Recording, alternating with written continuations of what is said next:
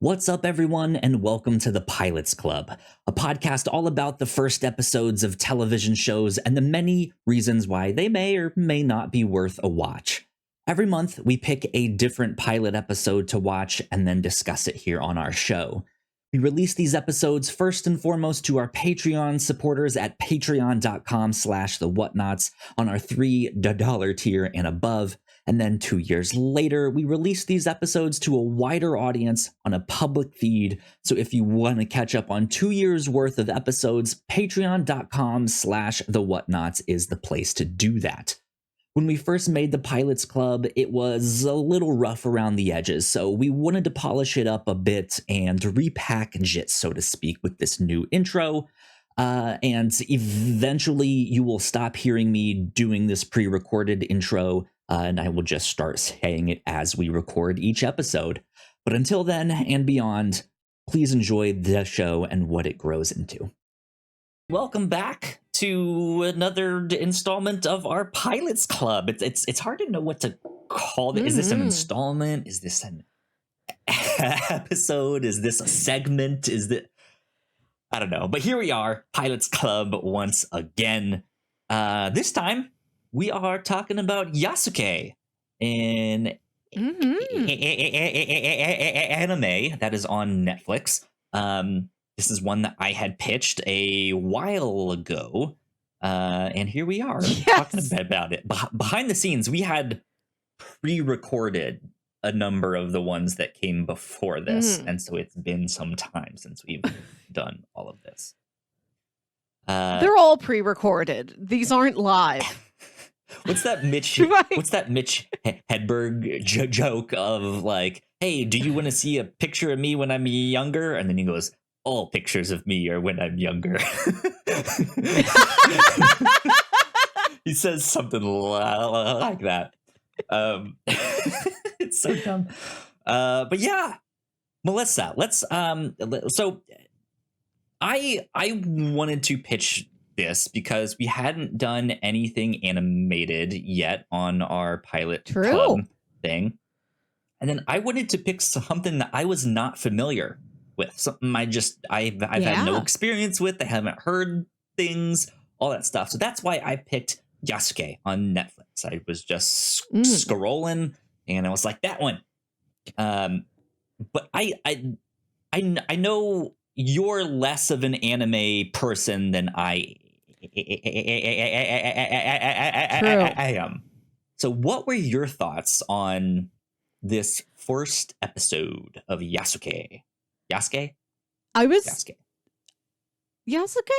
surprised at how many Western names were in the credits. It seemed like this was mostly perhaps a Western written and conceived show that was animated in Japan with an anime aesthetic, which I thought was a neat blend.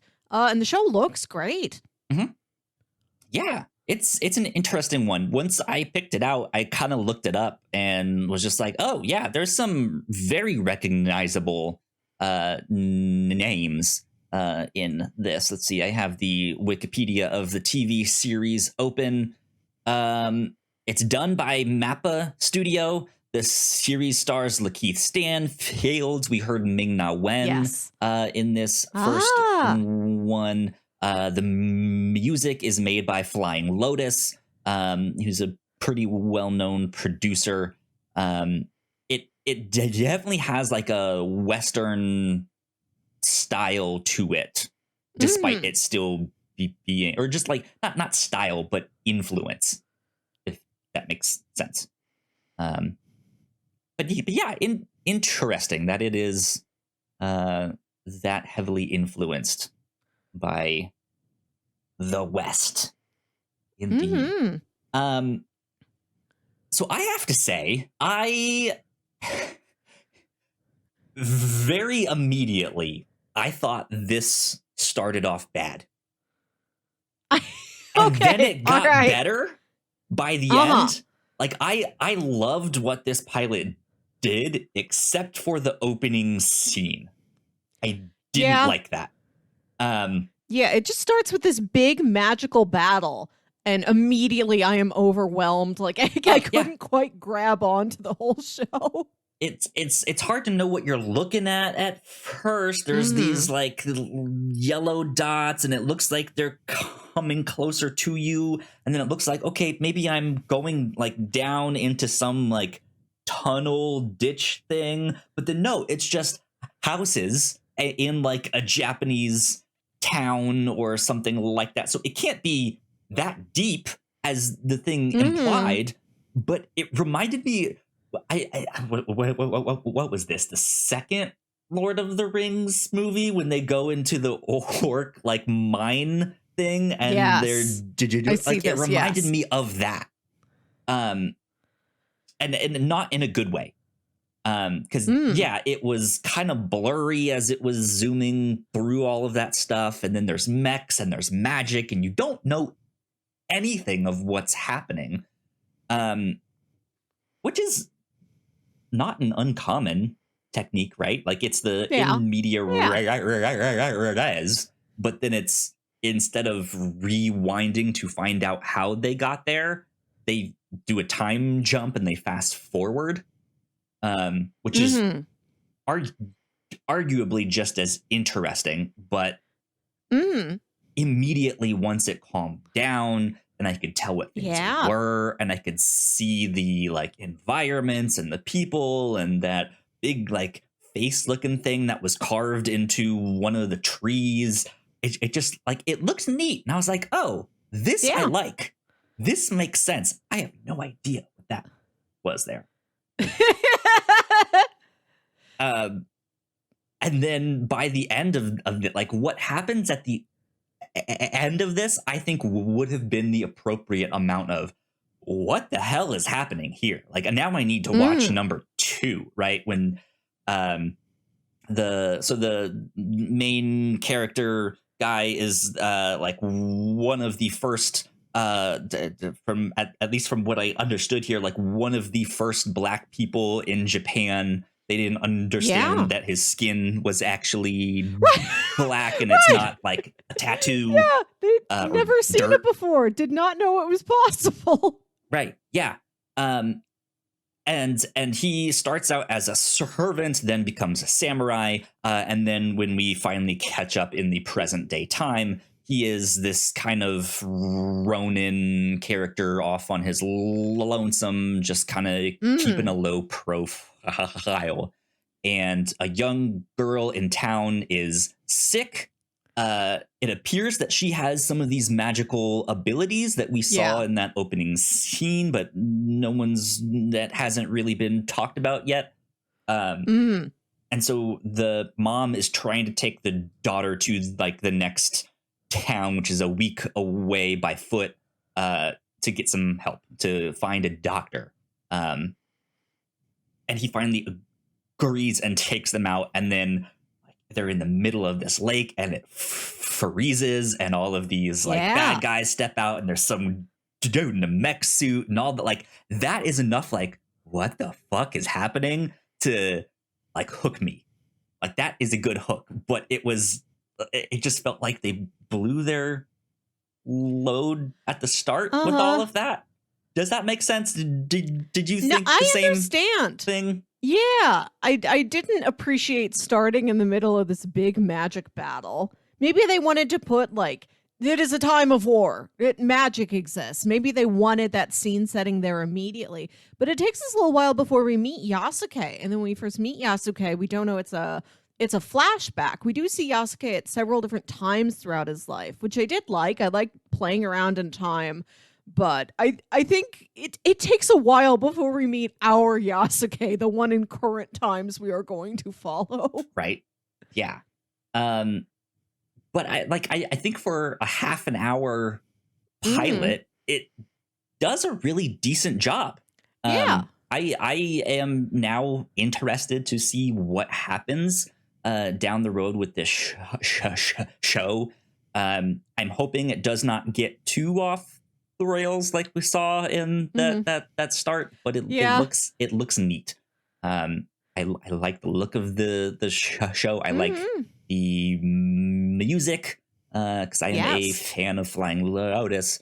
But it just initially tripped me up, and I had it's like you're starting a race, right? And you're at the start, and the gun goes off, and you just immediately fall flat on your face, and then pick up and run, and you go, and you're picking up speed, and you're just like, yeah, all right, go, yeah, you got this, yeah, come on, you can do it. Yeah. So that's how I felt with this. Yeah. So far, I liked the character stuff in the show. Yasuke seems interesting. Seems like he's lived the very interesting life. He's an older man than I thought we were going to get. You know, seems like he's maybe like at least in his 40s. He's got some gray streaks in his hair. It looks great on him. Good look. And he's this ferryman in this town, kind of an outsider. And there's this little boy who wants to be a samurai. And like Yasuke doesn't really mentor him, but like he gave the kid like, oh, here's a wooden sword. Here's like a mask you can wear. Sort of, all right, I'll play along, kid, but like leave me alone mostly. And then it's his sister that is magic sickness. And then there's this weird little family unit that's to sail down the river in a raft to get to a magic doctor. Yeah. I like that setup. I could do without all the magic war. Just magic sickness, just a little bit. Absolutely. Yeah. Like it's possible for them to get back to that. Like if that was the direction the show was going, that it ends up in this climactic, like samurai / magic / mech suit war, that could be fantastic. That could be wonderful. But it starts out in this place that I really like, which is just this like calm serenity. Like, let's focus on nature. Let's focus on this weird journey and the characters we're gonna meet. I like that a lot. I like the idea that the mom might be like someone's ancestor that he potentially knows, or like maybe he knew her when he was younger, when she was a kid, but she doesn't really remember him, and he doesn't really remember her. She had some pendant that he was like, I recognize that symbol. I don't know where it's from. Yeah, they all get separated. It's gonna be that like lone wolf and cub thing. It seems like they tried to make like a samurai show or a samurai movie that's influenced by other kinds of Japanese cinema and anime and stuff like that. Like, what if we put mechs in an old like Akira Kurosawa film? What would that look like? What if there's a little bit of magic? And all that stuff is neat, but I think it's good to take it slow in this case. There's another show. Oh God, I'm blanking on the name now. I'm kicking myself because I'm it's gonna bug me. It's an anime about this guy who's like a spirit not detective, like spirit catcher. It's not Yu Yu Hakusho, Spirit Detective. It's not that one, but it is this much slower pace show about like the beauty of nature and the world and these spirits and these like haunting things that happen to people, and just the way that they kind of misunderstand it to be, oh, it's a sickness, oh, it's a spirit, it's this thing. And there's this guy that kind of wanders around and travels, just kind of figuring out the situations, if that makes sense. It's called the situation figure outer, Kyle. Yeah, nailed it, Melissa. The situation figure outerer. Man, that sucks. I have like such a specific, like, I need to bring up this show, and I don't remember what it's called. I have no clue what you're talking about. It's gonna hit me in the middle of like when we're recording the captain's log. Wait, no, I got it. Mushishi. That's it. Mushishi. Yeah. And it was on Netflix at one point. I'm not sure where it's streaming now, but yeah, it is this like much slower pace traveling person who's a figurer outerer. And I kind of wish that this show would stick to that, at least initially, right? That it just has this slower pace. Like, let's meet a few characters first. Let's discover that there's magic out in these woods here. Let's go to like their boat breaks down and they can't fix their boat, but there's a mechanic who works on mechs. Yeah. Right? That'd be interesting. So yeah, it has really cool ingredients that I'm interested in. Yes. And I want to know more of. What did you think of these villains here? They show up at the end and they are all different from each other. They're such a motley crew. You don't know who any of them are or how they know each other or why they're working together or why they're after these group. Truly wild, truly a wild way to end the episode. Yeah, it's an interesting gang, and again, we don't really know why they show up. I'm assuming it has to be the girl. Maybe she's some secret heir to the throne, or who knows what. But I oddly liked that one scene where the giant Russian woman goes to the bar, asks for a vodka, and then sees that there's these two troublemakers and kind of helps them out by getting rid of the troublemakers. Yeah. Though I think we can kind of assume that she ate one of them. Because that's the woman that turns into a bear at the end there. But she gets their attention by lifting up her shirt and showing some under boob. And then the bartender has that one great line, and he goes, "So that's what she meant by vodka." Or like, so that's what vodka is. I do like that this is there's some historic, this is not by any means a realistic show, but I do like that it is set in a fantasy history where there are very common things in other parts of the world that just have not reached Japan. Yeah. They've never heard of a black person or vodka. Yeah. What else will they not have heard of in future episodes? So the show is actually loosely based off of a real person. But like we said, there's magic and there's mechs and all the stuff. So yeah, it is neat that there is this like kind of alternate history mixed in with all of that stuff. It says, in 1579, Yasuke arrived in Japan in the service of the Italian Jesuit missionary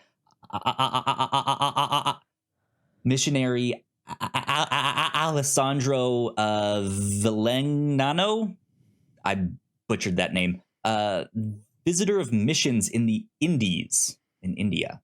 He was one of several Africans to come with the Portuguese to Japan during the Nanban trade, and is thought by some to have been the first African that Nobunaga had ever seen. He was also present during the Hanoji incident, which I have no idea what that is. I guess that's what we saw at the end there. The forced suicide of Nobunaga at the hands of his general, Akichi Mitsuhide, on 21st of June, 1582. So yeah, it seems to be based on a real person, which is neat. I like all of this stuff that's in here. Yeah. So I hope this is a good show. I might one day come back to this and check it out.